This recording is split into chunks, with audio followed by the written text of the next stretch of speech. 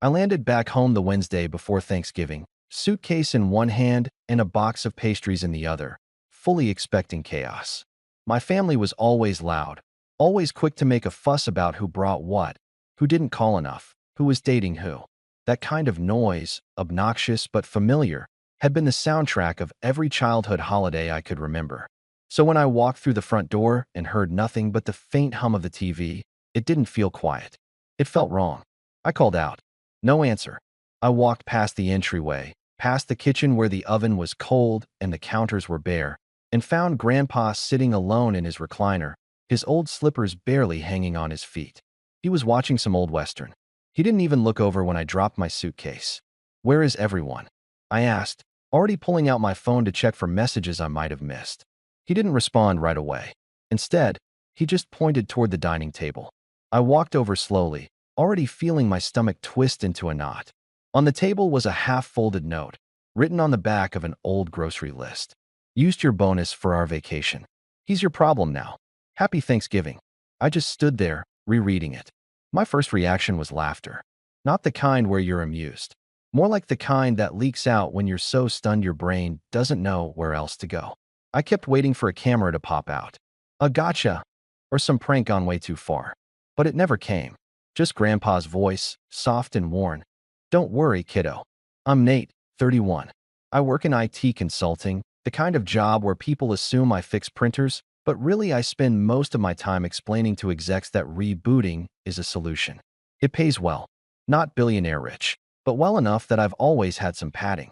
And for the last 4 years, I'd been padding a little extra: rent for my mom's house, utilities, the occasional credit card bailout for my younger sister Kim, and yes, some care expenses for Grandpa, who'd been moved into my mom's place after his arthritis worsened. I never minded. Grandpa raised me when Mom was out partying or finding herself. He was the one who taught me how to tie a tie, how to cook eggs without burning the pan, how to listen more than I speak.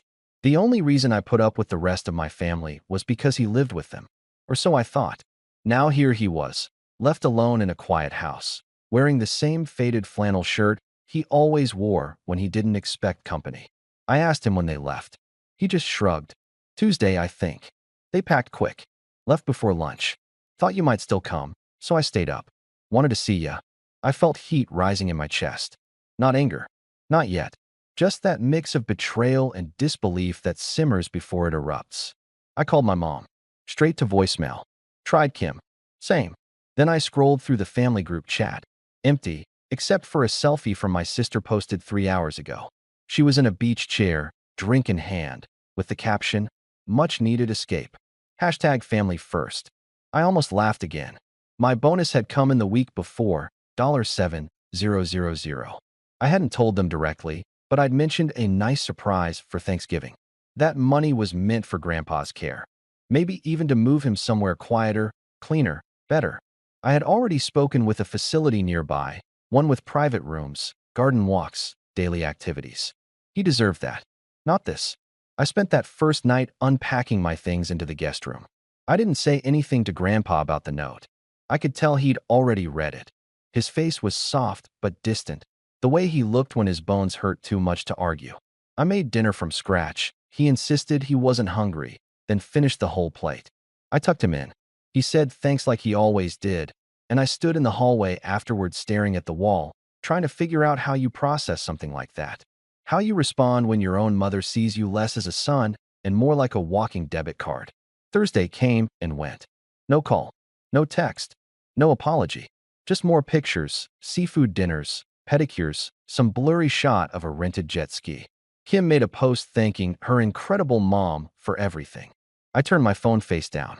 Friday morning, I sat across from Grandpa with a spreadsheet open on my laptop. It was full of numbers, recurring payments, account authorizations, shared subscriptions, rent deposits. Over the years, they'd slowly crept in. My mom's mortgage had my name on the transfer. Kim's car lease was partially in my name. There were 3 phones on my family plan, only one of which was mine. It was one of those things that grew without me noticing. One favor, then another. Just for a month. Just until tax season. You know how it goes. Grandpa watched silently as I reviewed the damage. He sipped his coffee and said, "About time." That afternoon, I made some calls. First to the phone carrier, then the bank, then the property manager. I wasn't loud. I wasn't angry. I just said I needed to make some adjustments. I'd been reviewing my finances, I explained. Needed to simplify things. Consolidate. The kind of language people expect from someone who sounds calm. By Saturday morning, the group chat woke up. First, a message from Kim. Hey, my phone isn't working? Weird. Can you check? Then my mom. Nate, our power got shut off? I thought you were handling that. Then a missed call. Another. 5 more. I ignored them all. Then came the email. Subject, urgent. Nate, what's going on? We're in another country and the credit cards aren't going through. Did you cancel something? Call me back ASAP. This isn't funny.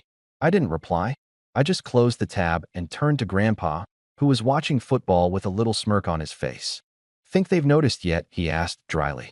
I smiled, but it didn't quite reach my eyes. By the time Sunday rolled around, they had blown up my phone with over 40 calls. The voicemails got progressively more frantic, more accusatory.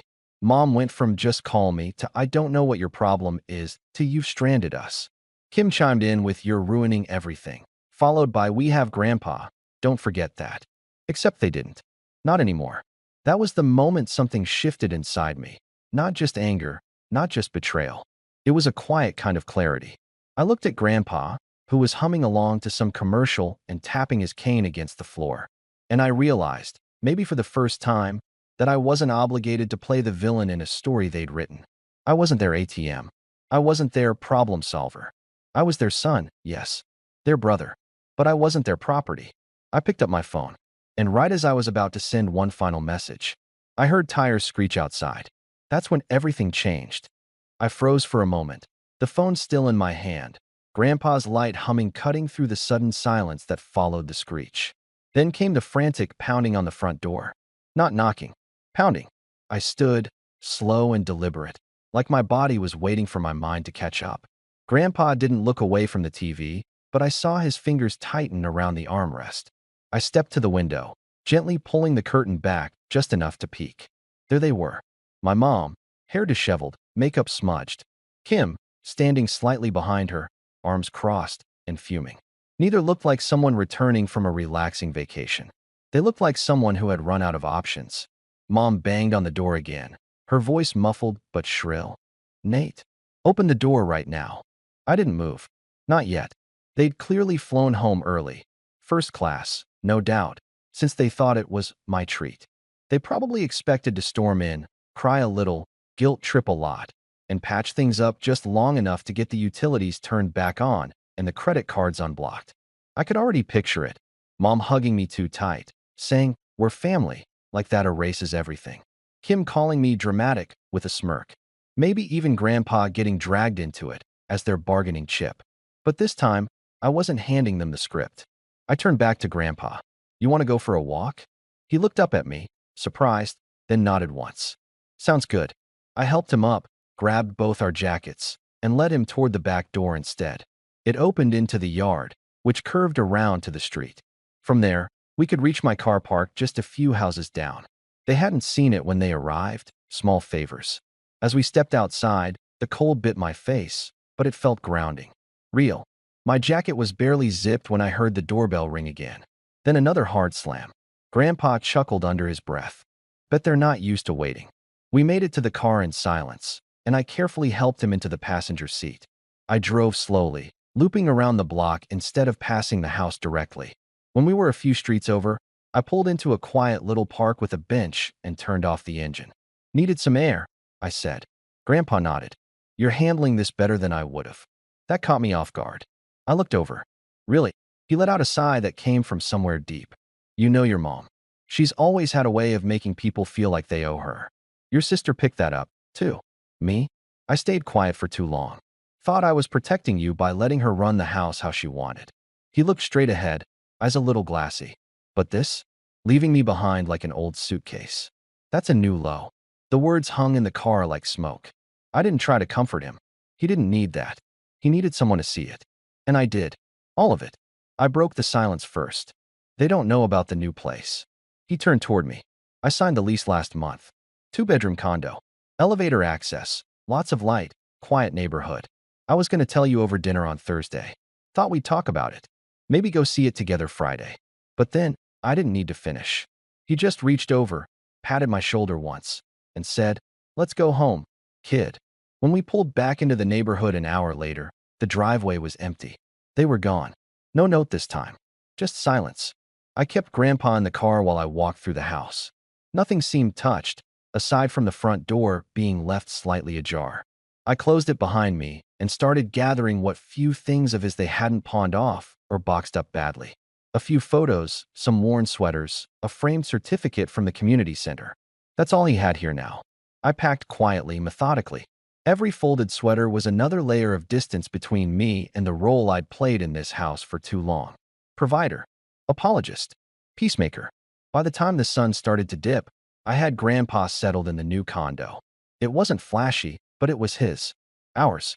A recliner already set up in the living room. The kitchen stocked. His medications labeled and shelved. There was even a small potted plant by the window, one I'd picked up months ago and kept alive with the thought that one day he'd sit beside it and read his old cowboy novels again. We ate takeout that night, sitting on the couch while the TV played low. He didn't say much, just looked around the place like it wasn't real, like at any moment someone would yank it away. But they wouldn't. Not this time. Then my phone buzzed again. A text from Mom. "You're being immature. Your grandfather is our responsibility. You can't just take him and ghost us. Call me." Then another from Kim. "What did you do?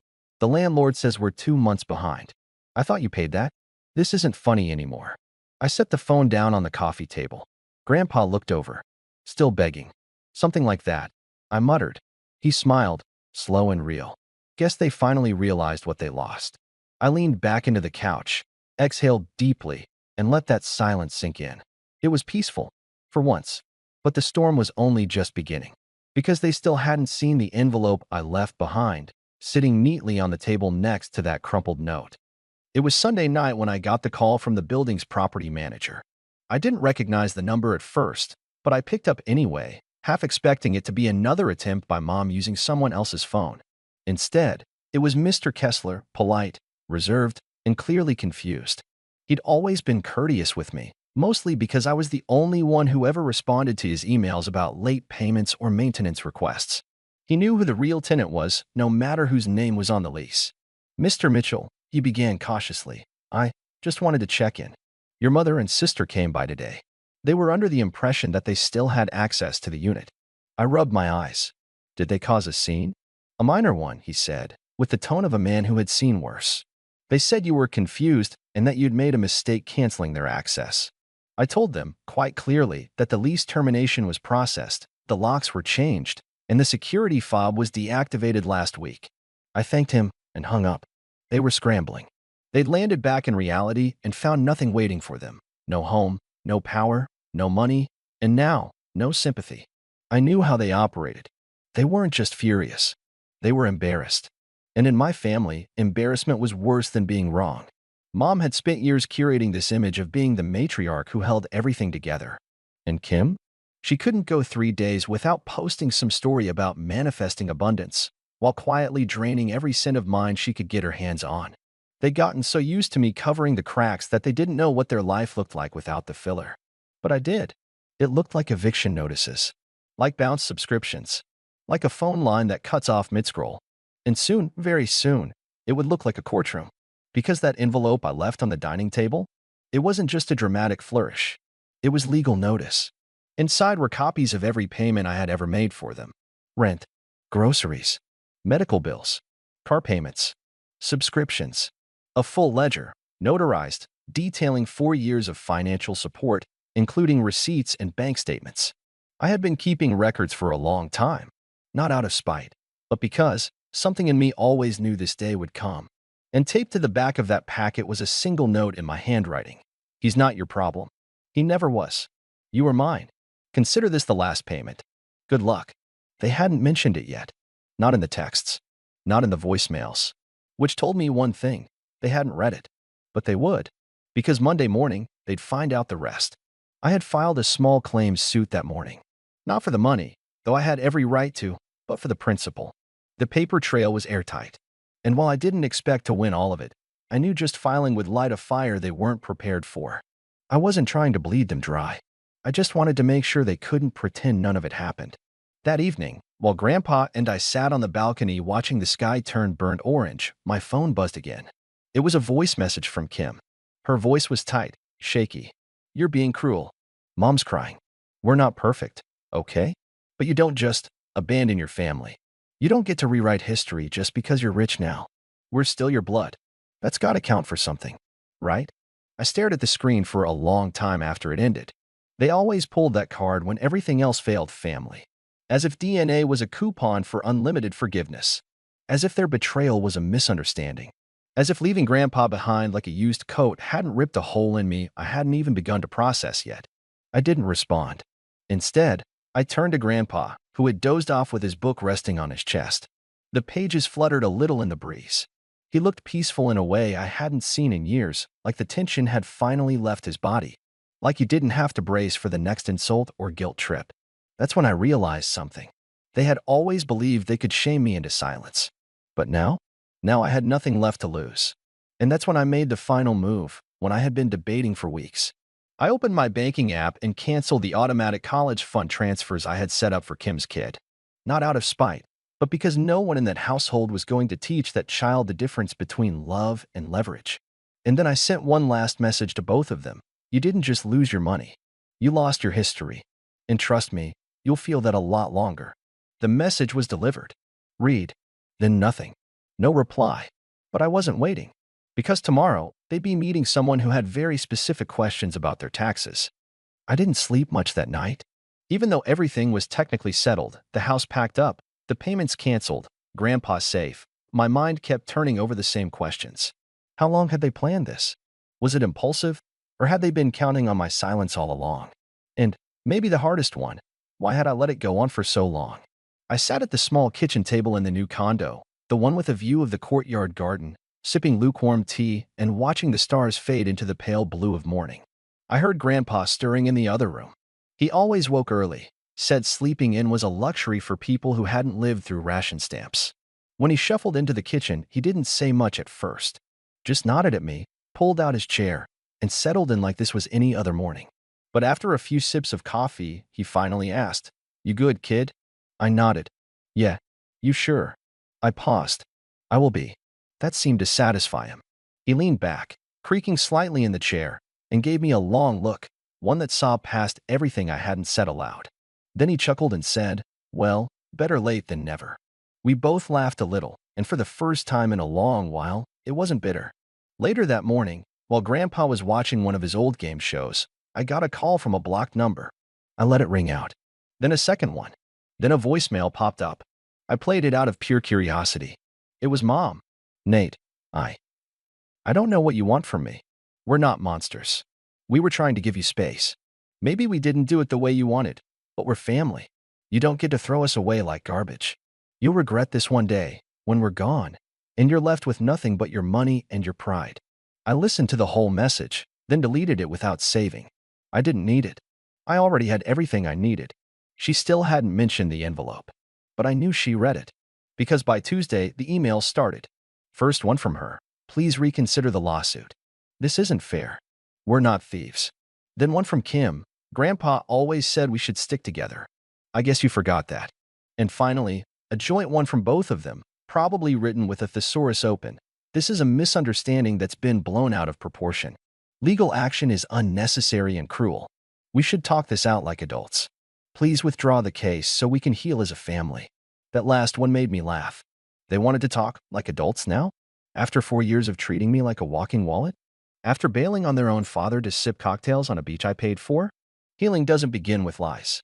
And it certainly doesn't begin with pretending you never left a man with arthritis and mobility issues sitting in a silent house on a holiday while you flaunted a gratitude getaway to your Instagram followers. So I replied, "Healing starts with accountability. You left him. You used me. And now you're upset I won't let you do it again." I didn't hear from them again after that. 2 months passed. The case never made it to court. The lawyer I hired sent over the documentation, and the threat of discovery alone was enough for them to offer a settlement, not because they were sorry, but because they didn't want their friends, neighbors, or employers finding out how deep the betrayal ran.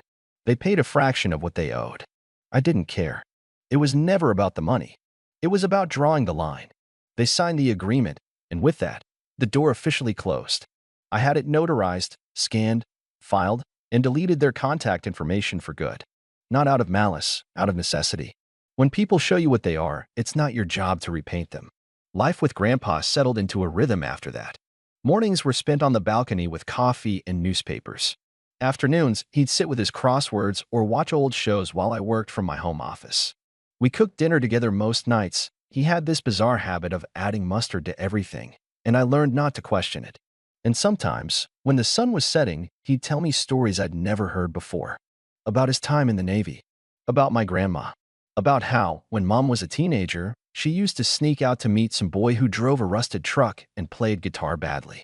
One night, as we washed dishes, he looked at me and said, "You know, I always thought I'd end up in some nursing home, forgotten. Didn't expect to live somewhere like this. Didn't expect you to be the one who got me out." I smiled. Didn't expect to be the one who had to. He chuckled. "That's family for you." But then he got quiet, serious. "You did the right thing, Nate. You gave more than anyone ever asked you to. And you finally stopped when it was killing you. That takes guts." I didn't say anything right away. I just kept drying the plates. But deep down, something in me felt lighter. Like the silence had finally turned from punishment into peace. By spring, we were thriving. Grandpa had a routine, a new doctor he actually liked, and a community center nearby where he played cards with other retirees twice a week.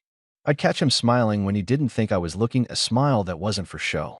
One that came from comfort, from finally feeling safe. As for me, I'd started therapy. Started saying no more often. Started living like my life wasn't up for auction to the highest emotional bidder. And eventually, I stopped checking my old inbox. The one tied to the family group chat. I figured if they needed to contact me, they knew how. But they didn't. And I was fine with that. Because healing doesn't always look like reconciliation. Sometimes, it looks like boundaries. Sometimes, it looks like finally choosing yourself. And sometimes, it looks like sitting on a balcony with the only family member who never asked you to prove your worth, watching the sun set over a quiet courtyard, knowing that you don't owe anyone a thing but the peace you fought for. Grandpa nudged me one evening, holding up a glass of ginger ale. "To cutting the cord," he said with a smirk. I raised mine. To never plugging it back in. And we clinked glasses, the sound small but final, like the last page of a book finally turned.